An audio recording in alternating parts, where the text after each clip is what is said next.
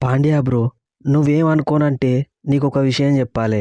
ఒక్కటేంది, రెండు చెప్పు. ఈ ఐపీఎల్ 2026లోనే వరస్ట్ పర్ఫార్మెన్స్ ఇచ్చిన టీం ఏదైనా ఉన్నదంటే అది మీదే. లక్నో సూపర్ జైంట్స్ కాదు, చెన్నై సూపర్ కింగ్స్ కాదు. వాళ్ళు మీకంటే 100 రెట్లు బెస్ట్. ఎందుకయ్యారు బ్రో అంత మాట అన్నావు? ఇద్దరు T20 వరల్డ్ కప్ గెలిపించిన కెప్టెన్లు రోహిత్ శర్మ, సూర్యకుమార్ యాదవ్ టీంలో ఉన్నారు.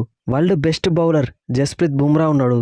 New Zealand captain Mitchell Santner, Afghanistan spin sensation Allah Ghazanfar, South Africa specialist players Ryan Rickelton, Quinton de Kock, Corbin Bosch, young and talented players Naman Dhir, Tilak Varma, experienced and seasoned players Deepak Chahar, Shardul Thakur. వీళ్ళందరికీ మించి మన దేశంలోనే నెంబర్ 1 ఆల్రౌండర్ నువ్వున్నావు. ఐపీఎల్ స్టార్ట్ కావడానికి ముందు ఏ ఎక్స్ క్రికెటరు, క్రికెట్ ఎక్స్పర్ట్ని అడిగినా గానీ ఫస్ట్ క్వాలిఫై అయ్యేది ముంబై ఇండియన్సే అన్నారు. ఇన్ని రిసోర్సెస్ పెట్టుకొని కూడా 10 మ్యాచ్లు ఓడిపోయిళ్ళు.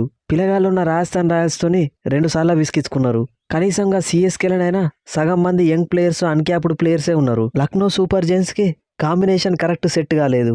మీకేమైంది? మీరు ఉండాల్సింది 9వ పొజిషన్లో కాదు, 10వ పొజిషన్లో. 10వ పొజిషన్లో కూడా కాదు, 100వ పొజిషన్ ఉంటే అక్కడ ఉండాలి మీరు. అయ్యరు, మేము రాజస్థాన్తో ఓడిపోయి నువ్వు ఎలిమినేట్ అయినందుకే కదా ఇంత ఫ్రస్ట్రేట్ అవుతాను. ఆర్చర్తోని 15 బాళ్లలో 32 రన్స్ కొట్టించినప్పుడే నాకు అర్థమైంది మీరు ఓడిపోతారని.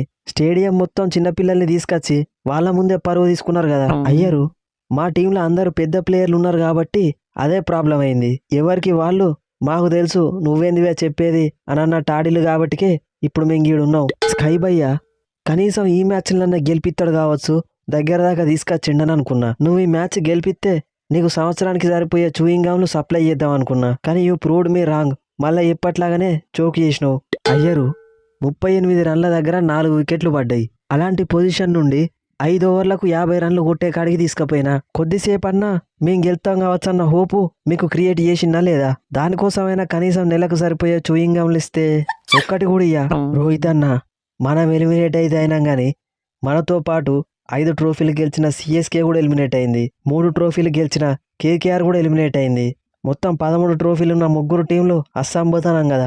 పాండ్యా తమ్ముడు, 2022లా 10వ ప్లేసు, 2023లా క్వాలిఫైర్ 2కి పోయినావు. మళ్ళీ 2024లా 10th పొజిషను, 2025లా మళ్ళా క్వాలిఫైర్ 2కి పోయినావు. ఇక ఈ 2026లా మళ్ళా 9th పొజిషను. అంటే లాస్ట్ 5 సీజన్లల్లా 3 సార్లు టేబుల్ లాస్ట్లు ఉన్నాం తమ్ముడు. ఇట్లయితే ముంబై ఇండియన్స్ లెగసీ ఏం కావాలి? నెక్స్ట్ ఇయర్ ఏ ఫ్రాంచైజీలు ఉంటానో నాకే తెలియదు. ఇక ముంబై ఇండియన్స్ లెగసీతో నాకేం సంబంధం? ఆర్చర్ బ్రో, నీకు గుడి కట్టినా తప్పు లేదు. 180, 190 పోతుంది అనుకున్న మన టోటల్ని 205 దాకా తీసుకుపోయినావు. Just 15 బాళ్లలో 32 runs, 1 4, 3 6లు.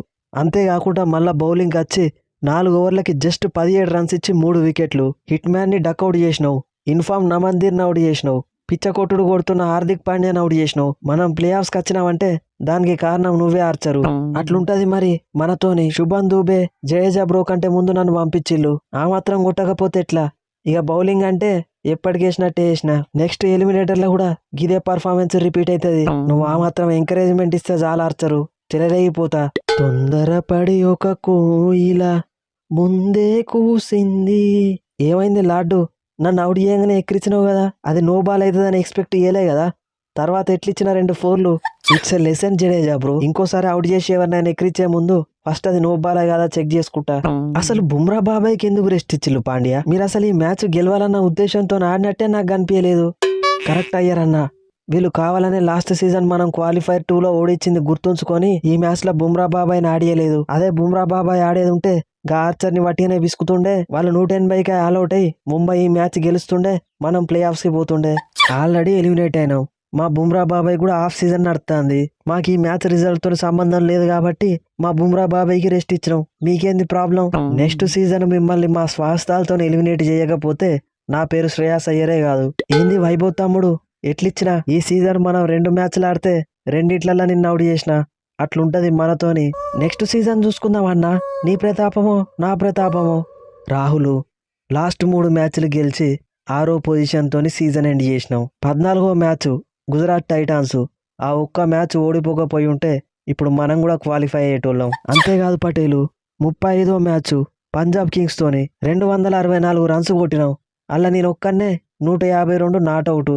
అంత స్కోరు కొట్టినాక 90% ఏ టీం అయినా మ్యాచ్ గెలుతుంది. కానీ అది కూడా ఓడిపోయినావు. ఆ 2 మ్యాచ్లే మనం గెలిచేది ఉంటే ఈజీగా మనం క్వాలిఫై అయ్యేటోళ్ళం. ఆ 2 మ్యాచ్లు గెలుచుంటే క్వాలిఫై అయ్యేటోళ్ళం. ఈ 2 మ్యాచ్లు ఓడిపోకుంటుంటే క్వాలిఫై అయ్యేటోళ్ళం. గవన్నెందుకు ఎలిమినేట్ అయినోళ్ళు సప్పుడేక అస్సాం ట్రైన్ ఎక్కి ఇంటికి పోలికి అంతే. మీరు క్వాలిఫై అయ్యింది కదా, ట్రోఫీ గెలుతారో లేదో చూద్దాం. రింకు తమ్ముడు, ఈ ముంబై ఇండియన్స్ కావాలనే మనం ప్లే ఆఫ్స్కి పోవద్దని మ్యాచ్ ఓడిపోయినట్టు నాకు అనిపిస్తుంది. మనకు ఆల్రెడీ 3 ట్రోఫీలు ఉన్నాయి. ఇంకొక ట్రోఫీ గెలిస్తే ఎక్కడ 4 ట్రోఫీలు వస్తాయో అని భయపడ్డారు. కరెక్ట్ రా అని అన్న, నాకు కూడా అదే అనిపించింది. మేము ఓడిపోయినందుకు పంజాబ్ కింగ్స్ ఫ్రస్ట్రేట్ అయ్యిందంటే ఒక అర్థం ఉన్నది. ఒకవేళ మేము ఈ మ్యాచ్ గెలుచున్నా కానీ మీరు డీసీతో ఎట్లయినా ఓడిపోయిల్లు, మీరు ఎట్లా ఎలిమినేట్ అవుతుండే. అలా మేము చేసింది ఏమున్నది, మీరే చేసిల్లు, మొత్తం మీరే చేసిల్లు పాండ్యా. మేము మ్యాచ్ 4 ఓవర్లు ఆడంగానే మాకు ఇన్ఫర్మేషన్ వచ్చింది ఇక మేము ఎలిమినేట్ అయినట్టే అని. అందుకే ఇంట్రెస్ట్ లేకుండా ఆడినాం. లేకుంటే కథ వేరే ఉండేది. కథ వేరే ఉండేదంటే గా డీసీ కొట్టిన 203 టోటల్ని 12 ఓవర్లలో మీరు చేజ్ చేస్తుండేనా? అసలు ఫస్ట్ 5 మ్యాచ్లు ఓడిపోయినప్పుడే మీరు మాతో పాటు అస్సాం ట్రైన్ ఎక్కాల్సింది. కొద్దిగా లేట్ అయింది అంతే. రాహుల్ బ్రో, ఈ సీజన్ ఏం బ్యాటింగ్ చేసినావు. 14 ఇన్నింగ్స్లల్లా 593 రన్స్, 550లో ఒక సెంచరీ, ఆరెంజ్ క్యాప్ లిస్ట్లో నెంబర్ 4. ఎప్పట్లాగానే ఇంకొక కన్సిస్టెంట్ సీజను. మనం కనుక క్వాలిఫై అయ్యేది ఉంటే మళ్ళీ ఆరెంజ్ క్యాప్ కూడా గెలుస్తుండే. ఏం చేద్దాం ఇక. జూరెలు మన శనకా బ్రో 6ల మీద 6లు కొట్టి మంచిగా 200 స్ట్రైక్ రేట్తో బ్యాటింగ్ చేస్తాడు. నువ్వు వాడే 130, 140 స్ట్రైక్ రేట్ కోసం శనకా బ్రోనే రన్అట్ చేసినావు. ఇట్లయితే ఎట్లా చెప్పు. నేనేమన్నా కావాలని రన్అట్ చేసిన అపరాగు బై మిస్టేక్లు అయిపోయింది. ఇంకోసారి బై మిస్టేక్లో రన్అట్ అవ్వాల్సి వస్తే ఆపోజిట్ లెవెల్ ఉన్నా కానీ నువ్వే రన్అట్గా. రోహిత్ అన్న, ఇవ్వాలి ఆడినా ఆడకపోయినా కానీ కనీసం నువ్వన్నా ఈ మ్యాచ్ గెలిపిస్తావు కావచ్చు అనుకున్నా. అనుకున్నట్టే 4 బాల్ ఆడి గదే ఆర్చర్ బౌలింగ్ లో డక్అవుట్ అయినావు. నువ్వు కూడా ఇట్లా ఆడితే ఎట్లన్నా. అనుకోకుండా అయిపోయింది తమ్ముడు. నెక్స్ట్ సీజన్ చూసుకుందాం.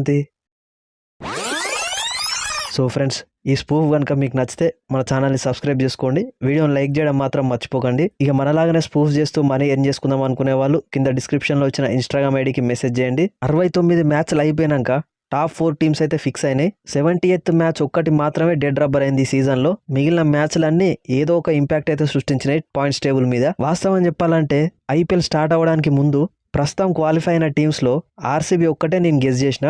DC, Punjab Kings and MI ఈ 3 టీమ్స్ క్వాలిఫై అయితే కావచ్చు అని నేను అనుకున్నా. పంజాబ్ కింగ్స్ అయితే ఆల్మోస్ట్ సీజన్ సగం వచ్చే వరకు పాయింట్స్ టేబుల్లో నెంబర్ 1 పొజిషన్లోనే ఉన్నారు. ఫస్ట్ హాఫ్లోనే వాళ్ళు 13 పాయింట్లు గెలిచారు.